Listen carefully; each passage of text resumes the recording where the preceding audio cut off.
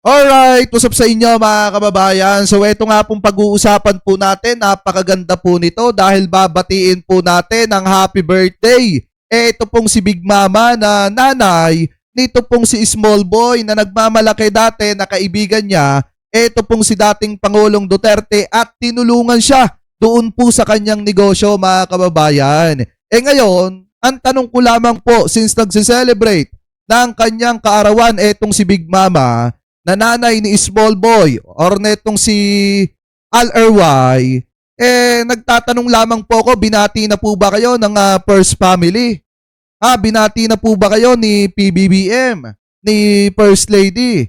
Kasi mga kababayan, mukhang hindi po ata binati ng First Family ito pong si Big Mama na nanay ni Small Boy dahil nga naman mga kababayan dito po sa pagpipinance sa mga taga-suporta ni Duterte sa pamamagitan nito pong si Alputera. Kaya wag na kayong magtaka kung bakit may mga vlogger itong si Alputera na tumitira-tira mga kababayan sa gobyerno ni PBBM at ngayon ay tawag dito nangangalap ng perma para daw po iligtas kuno etong si Duterte, na kung saan nga mga kababayan yung iba pa nga mga kasama na vlogger ni Alputera tila nahihirapan na, tumihingi na ng tulong. Kasi nga mga kababayan, ito ako talaga personally sasabihin ko sa inyo, paano babatiin ng First Family yan?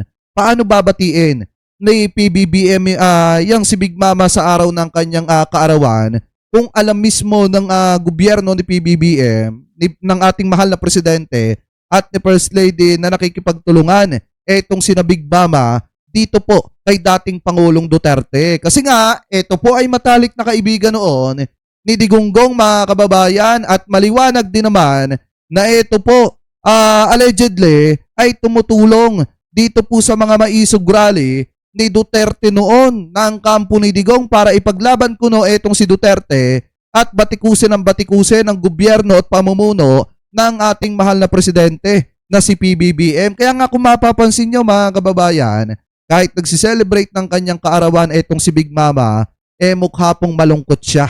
Kasi nga mga kababayan, ikaw ba naman, di ka batiin sa kaarawan mo ng ating mahal na presidente at saka ni First Lady. Tapos ang masakla pa nito, si Digong hindi makakabati sa'yo dahil nga nakakulong ngayon sa dahig. Tapos yung mga anak ni Digonggong, hindi ka man lang magawang batiin at pasalamatan. Diba sa lahat ng mga itinutulong ng anak mo na si Al RY or aka Small Boy.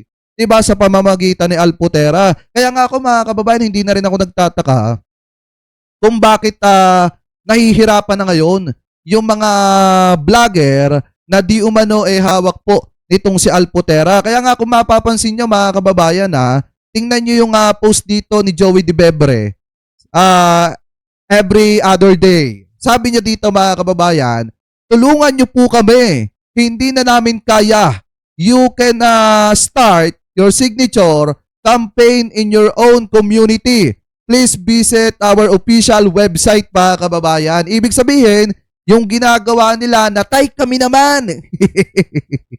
At nakangalap sila ng perma, mukha po atang di na po nila kinakaya. Dahil nga mga kababayan, wala na nga naniniwala sa kanilang ipinaglalaban. Dahil si Duterte, aminin man nila or hindi, malabo na pong makalabas yan sa bilangguan ng International Criminal Court dahil nga alam naman natin na mabigat po mga kababayan yung kasong kinakaharap niya, crimes against humanity. So ngayon, ano ba ang dahilan kung bakit mga kababayan nangangalap sila ng pirma na ganyan? May mga lumalabas na balita noon mga kababayan, kung matatandaan nyo, allegedly, na ito daw pong pirma na pinapakalat nilang yan, pangunguhan nila ng pirma ayon kay Maharlika, ay yan daw po ay parte mga kababayan ng kanilang pangi-scam at panguhuthot sa mga kababayang Pilipino po natin. Yan daw po ay pinagkakapirahan nila. Sabi po ni Maharlika mismo yan mga kababayan at parte daw po yan ng kanilang solicitation. Yan po yung pagkakasabi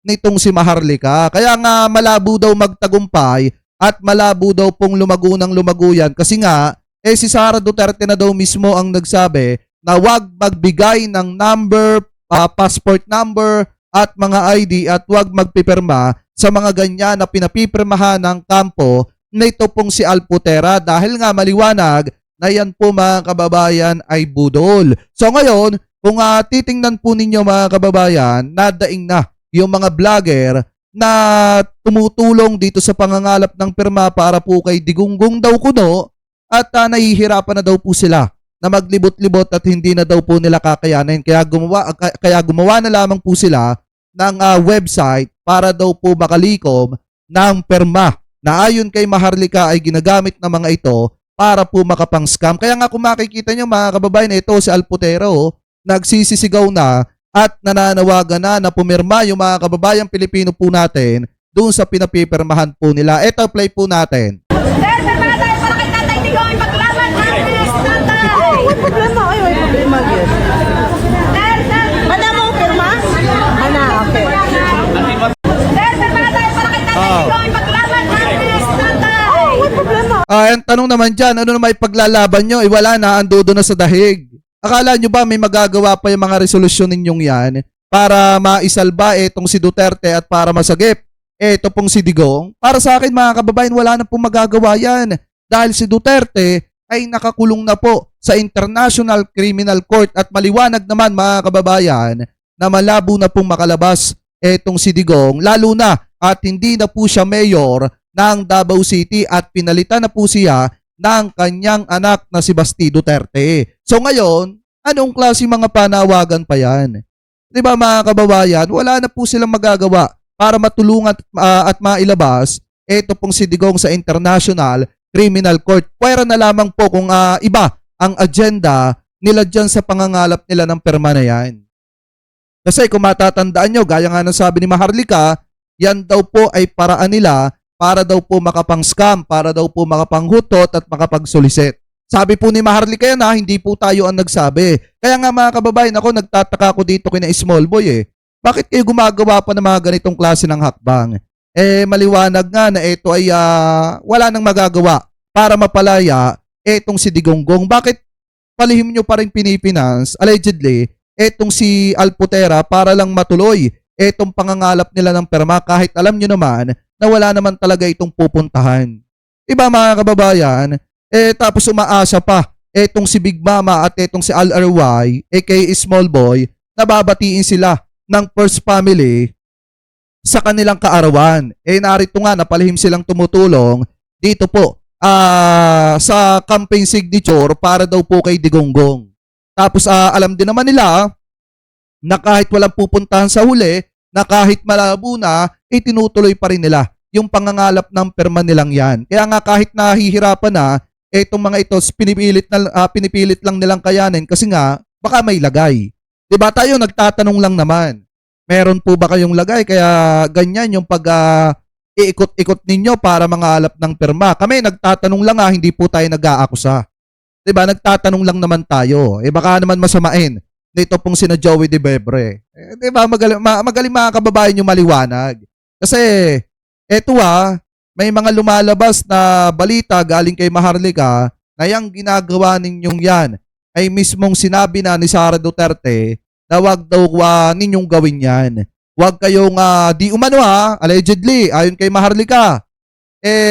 Yan daw po ay sinasabihan na ni Sara Duterte na wag daw kayo magbibigay para po sa mga kababayang Pilipino natin ng inyong mga ID number at inyong mga cellphone number. At kung maaari, wag nga kayong paperma kasi yan daw po ay parte ng scam ng grupo nitong si Alputera. Kung matatandaan nyo mga kababayan, si Alputera yung inaakusahan ni Maharlika na nagkalat ng tarugong itim ni Duterte mga kababayan. Pinitsuran yung putotoy ni Digong and then ikinalat kung kani-kanino daw mga kababayan. Kaya nga nanggagalaite si Hanelit Abansenya allegedly at saka po itong si Maharlika. Kasi nga ikinalat daw di umano ni Alputera yung putotoy na itim ni Digong mga kababayan na naging dahilan para masira etong samahan ng mga didiset at mahati sila sa dalawang faksyon mga kababayan. Yung isa grupo ni Alputera at yung isa naman grupo naman mga kababayan nito pong si Maharlika. So ngayon, sa mga kababayan Pilipino po natin, maging mapanuri po kayo at maingat sa pagpirma-pirma nyo po dyan. Kasi baka mamaya, ma-scam po kayo.